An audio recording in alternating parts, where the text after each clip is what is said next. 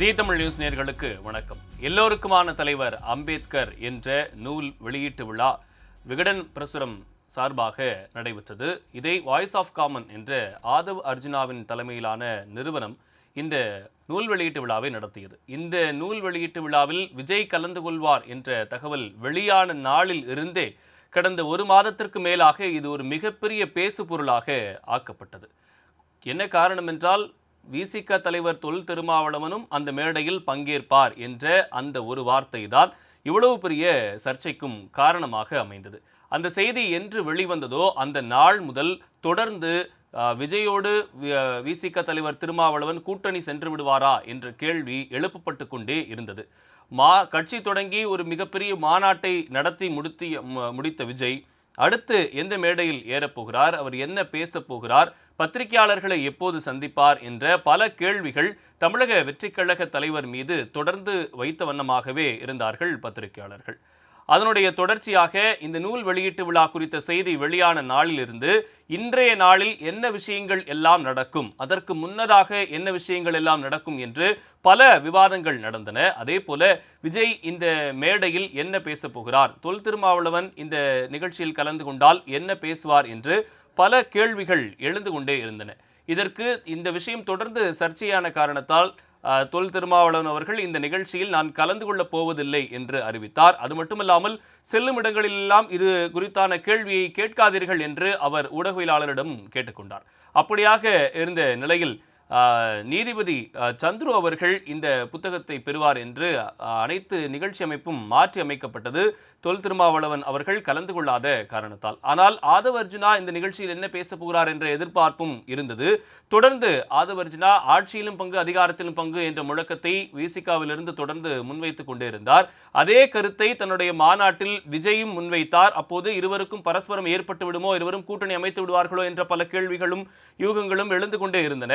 இன்றைய அந்த விழாவில் இந்த மேடையில் நடந்த விஷயங்கள் பல கேள்விகளை எழுப்பியிருக்கிறது. குறிப்பாக ஆதவ் அர்ஜுனா இன்றும் அந்த மேடையில் வேங்கை வயல் குறித்தான விஷயத்தை பேசினார். அது மட்டுமல்லாமல் ஆட்சியிலும் பங்கு அதிகாரத்திலும் பங்கு ஏன் கூடாது என்பதை மீண்டும் அழுத்தமாக அந்த இடத்தில் கேள்வி எழுப்பினார். இதையெல்லாம் தாண்டி சினிமா துறையை ஒரே ஒரு நிறுவனம் கட்டுப்படுத்துகிறது, எப்படி அவர்கள் கட்டுப்படுத்துகிறார்கள் என்று ஒரு சினிமா நிறுவனத்தை குறிப்பிட்டு அவர் மிகப்பெரிய குற்றச்சாட்டை இந்த விழாவில் முன்வைத்தார். இது ஒரு மிகப்பெரிய பேசுபொருளாகி இருக்கிறது. எந்த நிறுவனத்தை அவர் குறிப்பிடுகிறார் என்பது குறித்து இனி தொடர்ந்து விவாதங்கள் நடைபெற இருக்கிறது. அதே போல விஜய் அவர்களினுடைய பேச்சு எப்படி இருக்க போகிறது? மாநாட்டில் தன்னுடைய கொள்கைகளை அறிவித்தார். ஆதவ் அர்ஜுனா இந்த நிகழ்ச்சியில் பேசும்போது விஜய்க்கு அரசியல் தெரியாது, விஜய் கொள்கைகளை பேச மாட்டார் என்றெல்லாம் குறிப்பிட்டாலும், விஜய் கொள்கையை அறிவித்த போது ஏற்கனவே கொள்கை அறிவித்த கட்சிகள் யார் அம்பேத்கருக்கு மாலை அணிவித்து மரியாதை செலுத்தினார்கள், யார் அம்பேத்கருக்கு மேடை வைத்தார்கள் என்றெல்லாம் ஒரு கேள்வி எழுப்பிவிட்டார். அது மட்டுமல்லாமல் இன்று அமைச்சர்கள் அம்பேத்கர் நினைவு நாளையொட்டி அவர்களுக்கு அம்பேத்கருக்கு மாலை அணிவித்து மரியாதை செலுத்தியது உள்ளிட்ட நிகழ்வு கூட இந்த நிகழ்வால், இந்த நூல் வெளியீட்டு விழாவால் விஜய் அதில் கலந்து கொள்ளப் போகிறார், அதில் என்ன பேச போகிறார் என்ற அச்சத்தால் தான் இது நடந்தது என்று அந்த விழாவில் தொடர்ந்து அனைவரும் பேசினார்கள். அப்படி இருக்கக்கூடிய நிலையில் விஜய் என்ன பேச போகிறார் என்ற மிகப்பெரிய எதிர்பார்ப்பு இருந்தது. அவருடைய இந்த பேச்சு நேரடியாக மத்தியில் ஆளக்கூடிய பாஜகவையும் தமிழ்நாட்டில் ஆண்டு கொண்டிருக்கக்கூடிய திமுகவையும் சாடி பல குற்றச்சாட்டுகளை முன்வைத்து அவர் பேசினார். குறிப்பாக பாஜகவை எடுத்து பார்க்கும்போது மணிப்பூரில் என்ன நடக்கிறது என்பது நாம் அனைவருக்கும் தெரிந்த ஒன்று என்று தெரிவித்தார். அதே போல அம்பேத்கர் இந்த தீண்டாமை குறித்து எப்படியெல்லாம் கஷ்டப்பட்டிருக்கிறார், எப்படியெல்லாம் இந்த நூலை வடித்திருக்கிறார், இந்திய அரசியலமைப்பு சட்டத்தை எப்படியெல்லாம் வடித்தார் என்றும் விஜய் பேசினார். தொடர்ந்து தமிழ்நாட்டிற்கு வந்தபோது இந்த திமுக அரசு எப்படி மக்களை வஞ்சிக்கிறது என்று நான் குறிப்பிடுகிறேன் என்று குறிப்பிட்டு அவர் பேசுகிறார். இங்கே இருக்கக்கூடிய அரசை நீங்கள் பார்த்தீங்கன்னா என்னெல்லாம் பண்ணுறாங்கன்னு உங்களுக்கே தெரியும் என்ற வகையில் அவருடைய பேச்சு அமைந்தது. குறிப்பாக இங்கே இருக்கக்கூடிய இந்த வேங்கை வயல் பிரச்சனையை எந்த விஷயத்திலும் அவர் கண்டுகொள்ளவே இல்லை. வேங்கை வயல் பிரச்சனையை தமிழ்நாட்டில் இருக்கக்கூடிய அரசாங்கம் கண்டுகொள்ளவே இல்லை என்ற ஒரு மிகப்பெரிய குற்றச்சாட்டை விஜய் அந்த இடத்தில் முன்வைத்திருக்கிறார். அதே போல இந்த கூட்டணி விவகாரங்கள், நீங்கள் போடக்கூடிய கூட்டணி விவகாரங்கள், அதாவது இருமாப்புடன் 200 இடங்களை நாங்கள் கைப்பற்றுவோம் என்று நீங்கள் சொல்வது 2026 மக்களை மைனஸ் ஆக்கி விடுவார்கள் என்று ஒரு விஷயத்தை முன்வைத்தார்.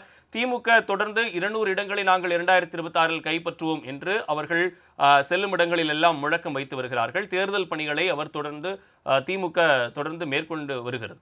இந்த நிலையில் இருமாப்புடன் 200 இடங்களை நீங்கள் கைப்பற்றும் என்ற எண்ணம் மக்களை மைனஸ் ஆக்கி விடுவார்கள் என்று அவர் ஒரு மிகப்பெரிய குற்றச்சாட்டை முன்வைத்திருக்கிறார். மிகப்பெரிய கருத்தையும் அவர் தெரிவித்திருக்கிறார்.